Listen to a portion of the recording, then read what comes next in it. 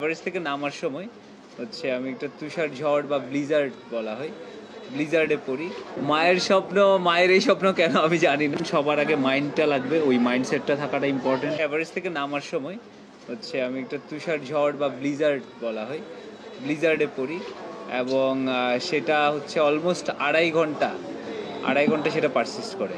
তো 1-1.5 ঘন্টা পরে এবার মনে হচ্ছিল যে আমার হাতে যে গ্লাভস ছিল ওগুলো হাই অল্টিটিউডের জন্য হচ্ছে বিশেষভাবে বানানো গ্লাভস, কিন্তু তাও এই যে টানা যখন 1.5-2 ঘন্টা ধরে মুখের উপর টানা বাতাসের ঝাপটা আর হচ্ছে তুষারের কণা মুখে পড়ছে একটা সময়, এবং হাতেও তো লাগছে, হাত পায়েও একটা সময়, এগুলো অসাড় হতে শুরু করলো আর কি।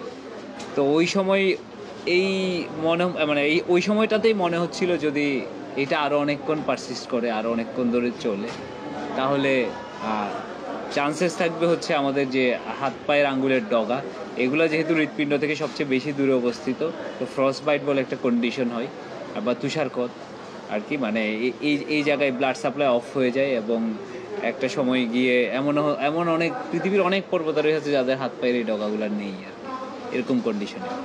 তো এই ক্ষেত্রে হচ্ছে আমার মনে হয়েছিল যে এটা 2.5 ঘন্টা ছিল, লাকিলি 2.5 ঘন্টায় সেটা শেষ হয়ে গেছে। যদি না হতো তাহলে খারাপ কিছু হয়তো হতে পারতো। ওটা মায়ের স্বপ্ন, ওটা মায়ের এই স্বপ্ন কেন আমি জানি না। যাই হোক, ওটা ওই রকম আপাতত কোনো ইচ্ছে নেই। নাম্বার 1 কারণ হচ্ছে আমি ফোকাস থাকতে চাই, মানে সবাই আরেকটা ভেড়া হয়ে পালে ঢুকে যেতে চায় না আর কি, আপাতত এটা হচ্ছে প্ল্যান। কারণ আরও অনেক কিছু করার ইচ্ছা আছে, অ্যাডভেঞ্চার বা এগুলো নিয়ে। আমার যেহেতু সেই সামর্থ্য আছে, আমার মনে হয় যে ওইদিকে ফোকাস থাকলে আমার দেশের অ্যাডভেঞ্চার কমিউনিটিকে আমি কিছু দিতে পারবো। আমার মাকে বলে যাচ্ছে এটা আর অনেক বেশি ইম্পর্টেন্ট আর কি। ডেফিনেটলি আমি যদি ওইভাবে বলি, মানে শুরুটা খুব, এটা হচ্ছে একটা কন্টিনিউয়াস প্রসেস। কেউ আজকে প্ল্যান করলো যে আমি কালকে বা আগামী বছর মাউন্ট এভারেস্ট যাব, এইটা মানে যদি এখন করতে চায় তখন এটা খানিকটা প্রিমেচিউর ডিসিশন হয়ে যাবে আর কি। এটা ধাপে ধাপে এগোতে হবে। একদম নতুন কেউ যদি শুরু করতে চায়, ওর শুরুটা করা উচিত হচ্ছে আমাদের বান্দরবান দিয়ে, মানে চট্টগ্রাম হিল ট্রেক্সের বান্দরবান দিয়ে। দেশে ট্র্যাক করার জন্য সবচেয়ে ভালো জায়গা। ওখানে ট্র্যাক করতে করতে যদি কনফিডেন্স গ্রো করে, এরপরে দেশের বাইরে যেগুলো বিগিনারদের জন্য হাই অল্টিটিউড ট্র্যাক আছে, দু একটা নামও আমি বলতে পারি। সান্দাকফু ফালুট হতে পারে, সেটা ওয়েস্ট বেঙ্গলে, অথবা নেপালে অন্নপূর্ণা বেস ক্যাম্প হতে পারে। এগুলো এরপরে ধীরে ধীরে 5000 মিটার, 6000 মিটার, 7000 মিটার, এবং এর পরবর্তীতে চিন্তা করতে পারে 8000 মিটারের জন্য। আর মাউন্টেনিয়ারিংয়ে সবসময় 3M লাগে, এই 3টার মিশেলও লাগবে।